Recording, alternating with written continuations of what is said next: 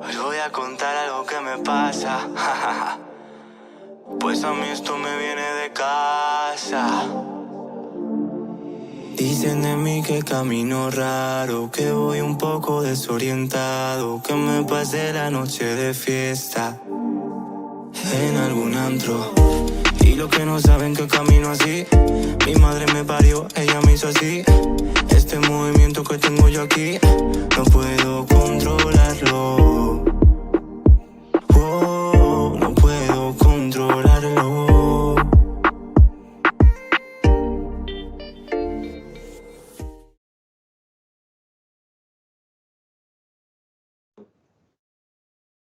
Vamos a empezar con tu mayor novedad, ¿no? Que es tu single, que hace unos pocos días ya has compartido, ya has publicado y bueno, y como artista, como cantante, ¿no? Que es una experiencia nueva para ti. Cuéntanos qué sensaciones. Pues exacto. Pues bueno, principalmente muchísimas gracias por entrevistarme y por darme este espacio, ¿no? Para hacer lo que siempre suelo hacer, los que ya me conocen o los que ya me conocéis, pues sabéis que soy Enrique Bernabeu y pues a partir de mis redes sociales intento plasmar pues un poquito qué es mi realidad como persona con discapacidad. Aquí sentado evidentemente no se aprecia, pero tengo parálisis cerebral que me afectó a mis extremidades inferiores, a mis piernas, haciéndome caminar de una forma un tanto peculiar. Y pues la verdad es que lo del tema de la canción empezó pues básicamente por ello, ¿no? Por plasmar una realidad que me acompaña toda mi vida, que es la realidad de que así me muevo yo, así camino yo. Y decidí hacer esta canción para romper con todos los estigmas y todos los mitos que existen cuando hablamos de discapacidad, de una forma un poco pues más alejada de las redes sociales, que es lo que suelo hacer habitualmente, y darle un poquito a la gente pues otra faceta más artística, como es la música. Y así me muevo yo, como título de tu single, es una provocación. Es decir, bueno, pues aquí estoy yo, soy como soy, y que nada, con mi chulería, con mi forma de desenvolverme, es como yo me comporto y como yo quiero darme a conocer, ¿no? Que sin buscar ni reconocimiento ni el aplauso de nadie. Nada, o sea, totalmente, es una provocación en toda regla, realmente toda la canción es una provocación porque cuento cosas que me han pasado, realidades como que la gente me ha rechazado o me ha confundido con, con haberme pasado de copas una noche de fiesta, que es lo que plasmo muchas veces en la letra, y luego además el vestuario, el color, la estética del videoclip es toda una provocación a la hora de romper todos los estigmas y los prejuicios que existen, ya no solo en el mundo de la discapacidad, sino también en el mundo de la música y sobre todo de la música urbana, ¿no? Porque parece que solamente se puede hacer reggaetón con letras machistas y letras, por ejemplo, fuera de contexto. Y sin embargo, en mi caso, pues quería hacer una música urbana muchísimo más real y sobre todo con, con, con una realidad que a muchos puede sentirse identificado. Tu identidad propia, ¿no? Que eres como eres, no quieres engañar a nadie ni quieres sorprender a nadie más que mostrándote tal cual eres, ¿no? Muy valiente. Y un poco el tema de la discapacidad, ¿no? Y en paralelo, bueno, con el tema LGTBI, con el tema de tu identidad, ¿no? Personal. ¿Cómo ha sido en tu vida mezclar la discapacidad junto con eso? Pues ha sido un caos, ha sido caótico, ¿no? Porque estamos hablando de la doble discriminación que llaman. Te pueden discriminar ya sea por tu discapacidad o por tu condición sexual. Y sí que es cierto que al principio parece ser que mi discapacidad me ayudó mucho a dejar a un lado esa condición, ¿no? Porque la gente se fijaba en lo primero que veía, y lo primero que se me ve cuando voy por la calle es en mi forma de caminar. Entonces la gente pues tendía a juzgarme por ahí. Pero ya cuando decidí salir del armario y contar que era una persona homosexual, que me sentía orgulloso de serlo y que no tenía por qué esconderme, pues es cuando vinieron un poquito los problemas y esa doble discriminación de la que te hablo, ¿no? Y para mis padres fue un palo muy duro porque para ellos era como algo añadido, un problema más añadido a lo que ya tenía y en realidad no es así, al contrario, es una característica más propia de mí y mis padres con el tiempo ya entendieron que yo era feliz, que yo siempre les dije que si volverían a nacer igual de cojo, igual de gay sin cambiar nada, ¿no? Y es lo que siempre digo y lo que siempre intento plasmar, que hay que aprender a amarse como uno es sin importar lo que puedan pensar los demás. Y bueno, eres una persona con muchas capacidades, ¿no? En cuestión de inquietudes, ¿no? Mejor dicho, que siempre tienes algo que hacer, algo que plasmar, ¿no? Y igual que ahora te has volcado un poco en la música, pues te gusta cantar y se te da bien. También en la escritura, ¿no? Que tienes por ahí un libro que vas a explicar, ¿no? En la actitud de la resiliencia, ¿no? De personas que bueno, con todos esos propósitos, ¿cuál es tu meta o tu objetivo a conseguir? Pues sí, realmente lo del libro fue un poco pues también alejarme de las redes sociales y darles a la gente que me seguía pues otro motivo por el cual seguirme, ¿no? No solamente contar mi día a día mediante vídeos, sino también plasmarlo en un libro que habla de la resiliencia y sobre la capacidad de crecer ante la adversidad, no solamente de mí, sino de todas las personas que quizás me han acompañado a lo largo de mi vida y me han enseñado unas herramientas para aprender a conocer la verdadera resiliencia de las personas, porque es algo desconocido. Mucha gente no entiende que puede llegar a ser una persona resiliente sin tener un problema importante. Cada uno vivimos nuestros problemas y nuestras vivencias de la manera que sabemos.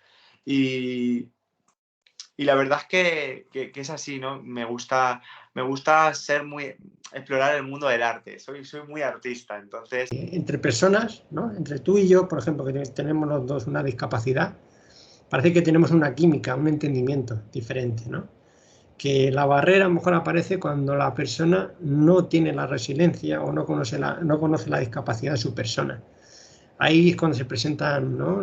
Las dificultades, el muro y un poco qué has encontrado o qué has tenido que enfrentar o, o adoctrinar o enseñar a las personas que no tienen una condición, una discapacidad, para que valoren y sepan entendernos que somos personas, a fin de cuentas, ¿no? Sea la condición que tengamos y sea la identidad que tengamos, ¿no? ¿Cuál ha sido tu truco o cuál ha sido tu manera de pues llevarlo?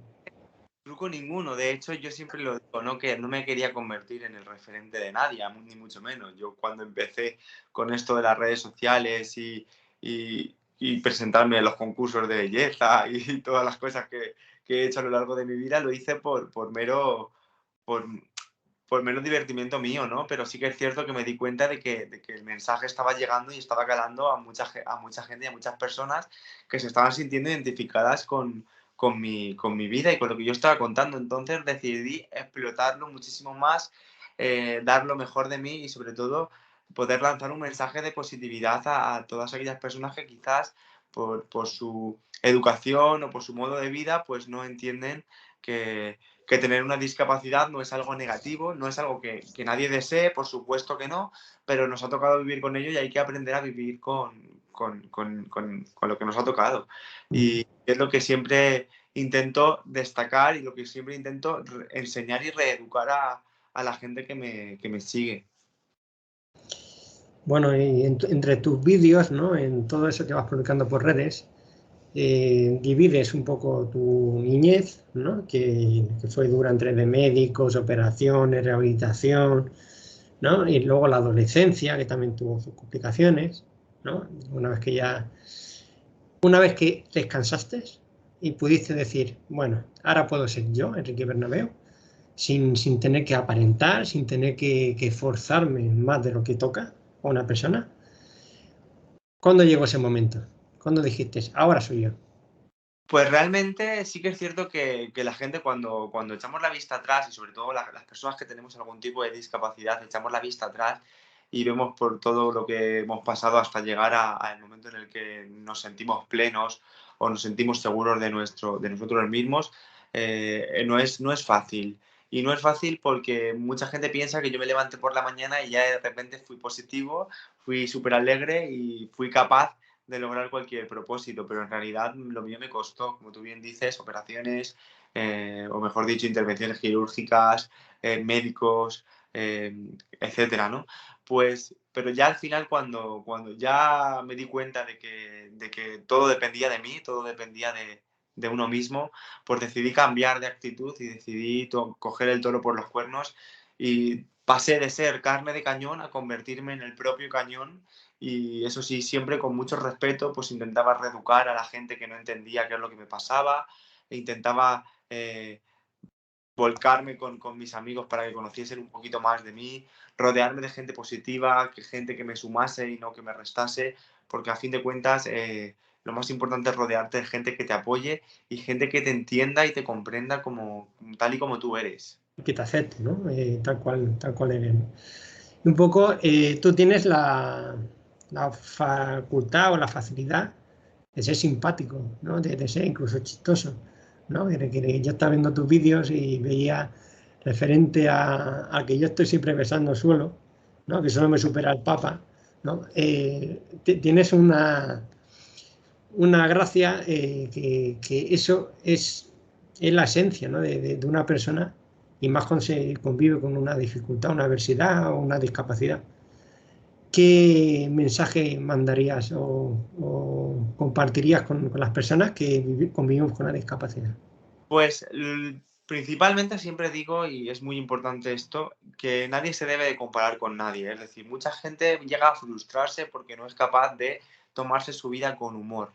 Realmente el sentido del humor es una herramienta gratuita que todo el mundo tenemos y podemos utilizar siempre y cuando sea algo innato de nuestra personalidad. Hay gente que no tiene sentido del humor y y no comprende ese humor. Entonces, yo no pretendo que la gente lo entienda, sino que si tienes la capacidad, te gusta y eres capaz de reírte de ti mismo, todo será muchísimo más fácil a la hora de aceptar las críticas o incluso superar situaciones que quizás en otro momento te hubiesen resultado súper adversas o súper difíciles.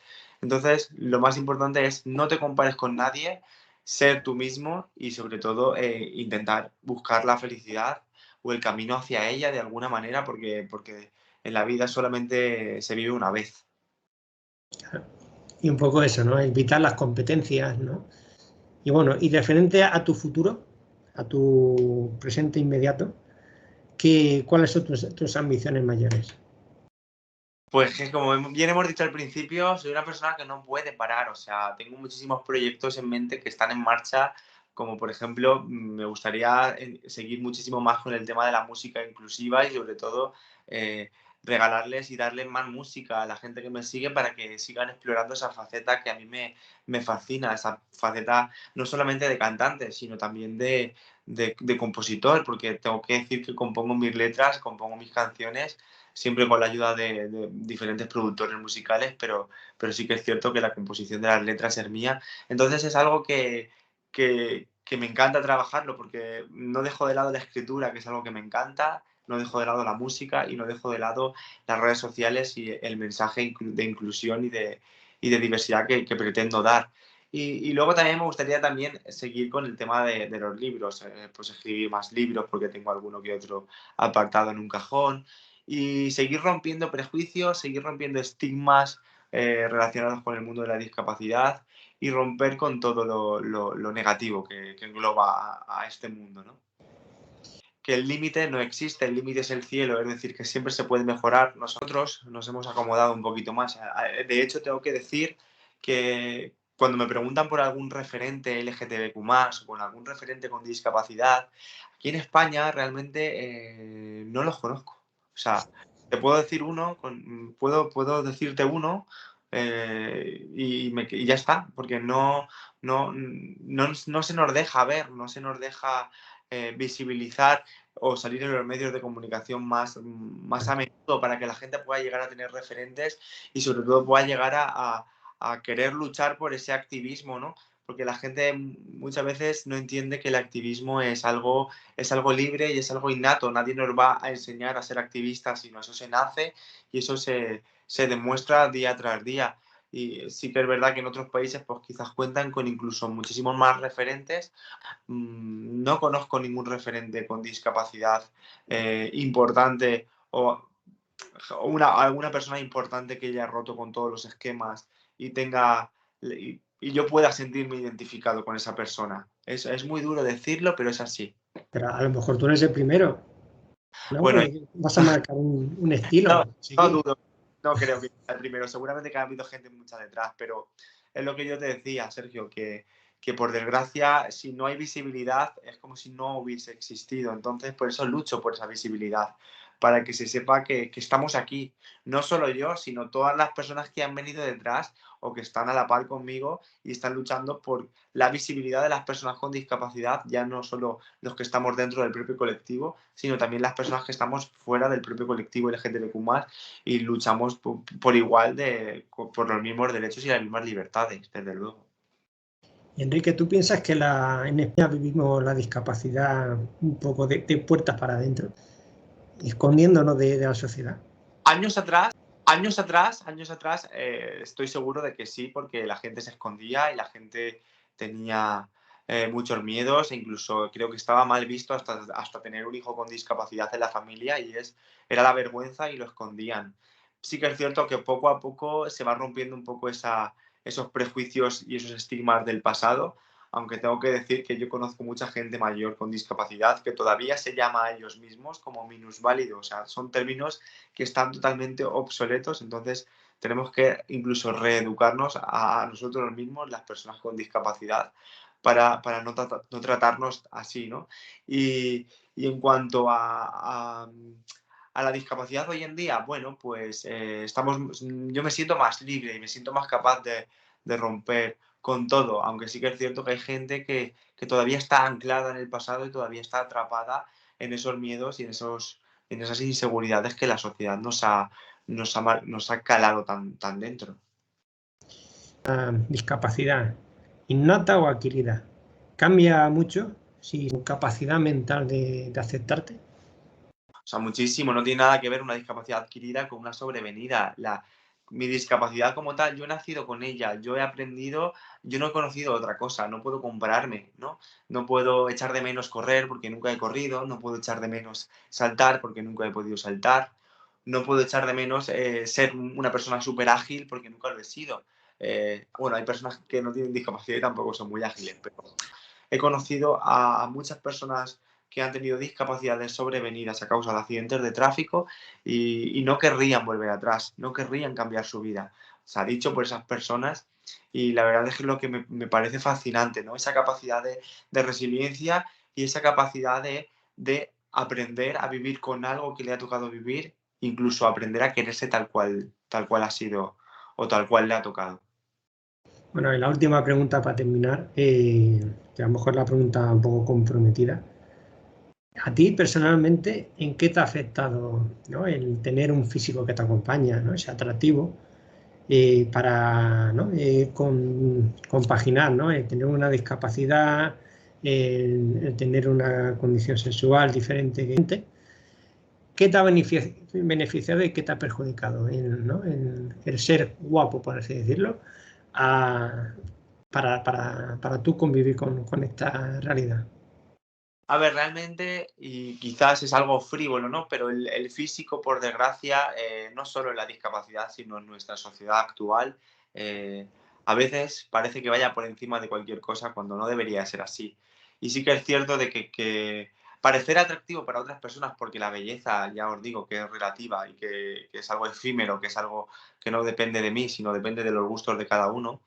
Siempre hay un roto para un descosido, eso siempre lo digo, pero como estar dentro de lo socialmente aceptado es algo más beneficioso a la hora de poder lanzar tu mensaje y que la gente quiera escucharte y quiera querer conocerte o querer escucharte, aunque solamente sea porque físicamente le has gustado. Luego ya hay un trasfondo detrás, ya merece la pena escucharlo o no merece la pena escucharlo, independientemente de su físico.